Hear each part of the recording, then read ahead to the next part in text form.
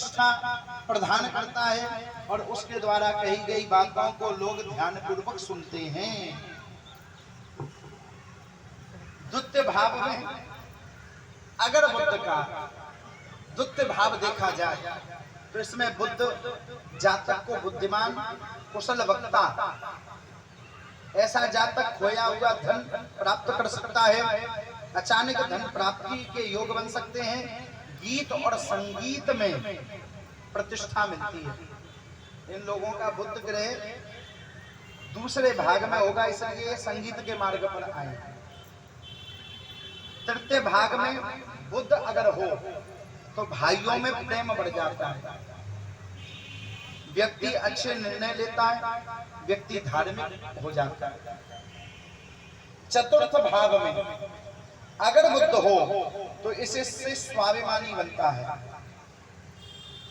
कुशल वक्ता बनता है, वक्ता तथा परिश्रमी बनता है, जातक मकान वाहन का सुख प्राप्त करता है। पंचम भाव में अगर बुद्ध हो तो इस भाव में बुद्ध के होने पर व्यक्ति साधारण घर में जन्म लेकर भी बहुत धनवान हो जाता है और मान प्रतिष्ठा हासिल करता है। जैसे कई लोग देखे होंगे बहुत गरीब निर्धन परिवार में जन्म लेते हैं पर आगे जाकर उनका स्तर बहुत अच्छा हो जाता है, नौकर चाकर यश प्रतिष्ठा गाड़ी बंगले सब हो जाते हैं। क्यों हो जाते हैं? ये बुद्ध जब पंचम भाव में बैठ जाए तब स्थिति साधारण घर में जन्म लेगा पर ऐश्वर्य को भोगेगा जब पंचम भाव में बुद्ध बैठ जाए। छठे भाग में बुद्ध बैठ जाए तो गुप्त शत्रुओं की अधिकता हो जाती है। जिनके गुप्त शत्रु हैं उनके छठे भाव में बुद्ध बैठा है, इसलिए उनके गुप्त शत्रु उनको हानि पहुंचाते हैं। ऐसे लोगों के शत्रु नजदीक होते हैं, कैरियर में कई उतार चढ़ाव देखने को मिलते हैं और कोर्ट कचहरी के मामलों में भी फंस जाते हैं।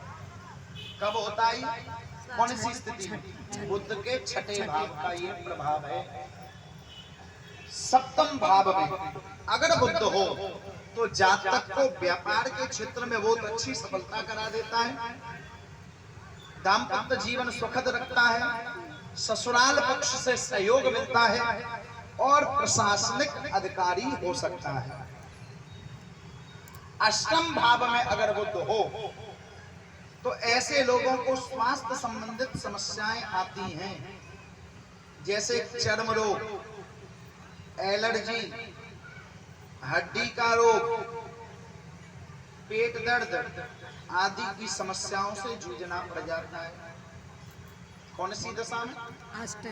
बुद्ध की 8वीं दशा में।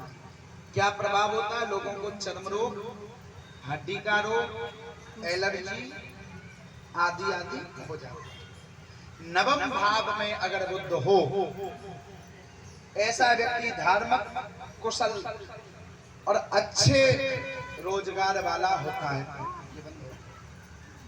दूसरे भाव में यदि 10वें भाव में अगर बुद्ध बैठ जाए तो क्या प्रभाव देता है?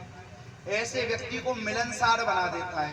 कई लोगों को देखा होगा जिससे मिलेंगे आनंद हो जाएगा, बार बार मिलने की चाह होगी। ऐसे व्यक्ति को मिलनसार, समाज से भी ऐसा जातक सफल जीवन व्यतीत करता है। आप लोगों में से कई लोगों को मैंने ऐसे देखा, मिलनसार, बड़ा प्रभाव। 11वें भाव में अगर बुद्ध हो तो व्यक्ति की प्रतिभा को हानि हो जाती है। व्यक्ति नौकरी व व्यापार में बहुत सफलता हासिल। क्या चाहिए? चाबी गिर गई? किसकी गिर गई? अभी मिल जाएगी, रुक जाओ, सब उठाएंगी तो चाबी भी गिर जाएगी, चिंता मत करो। पहले नवग्रह परीक्षा ले रहे हैं, ध्यान से सुन लो। मिल जाएगी चाबी, खुलेगा ताला और किस्मत का भी ताला खुलेगा, क्योंकि ग्रहों को अनुकूल कर लिया। 9 दिन तक इस ग्रहों की व्याख्या श्रवण कर रहे हैं और इसका गुणगान कर रहे हैं। इसका यज्ञ आदि हम सब करेंगे तो हमारे भाग्य के ताले खुल जाएंगे। नवग्रह मंडल भगवान की। तो चाबी भी शनिदेव ने गिरवाई है। अभी रुक जाओ, मिल जाएगी। शनिदेव कह रहे हैं मैया जितनों खजाना है 11वें भाव में अगर शनि हो तो सुना हमने व्यक्ति को नौकरी व व्यापार में बहुत सफलता हासिल करा देता है और बहुत लोगों का वो चहेता बन जाता है। 12वें भाव में हो तो ऐसे लोगों को दान के लिए जाना जाता है। अगर बुध 12वें भाव में हो तो लोगों को दानी बना देगा और उनकी दान की व्याख्या बढ़ेगी। तो आपका बुध आज से ही भाव प्रभाव दे गया। आप खूब दान करते हो ना, जहाँ भी कथा होती है, सत्संग होते हैं, कहीं देखो दान ऐसा नहीं कि दान लाखों का ही किया जाए। दान अगर हम थोड़ा भी करते हैं तो वो भी दान की श्रेणी है, चाहे 1 करें चाहे 1 लाख, सब दान की श्रेणी है। तो आप लोग ये दान धर्म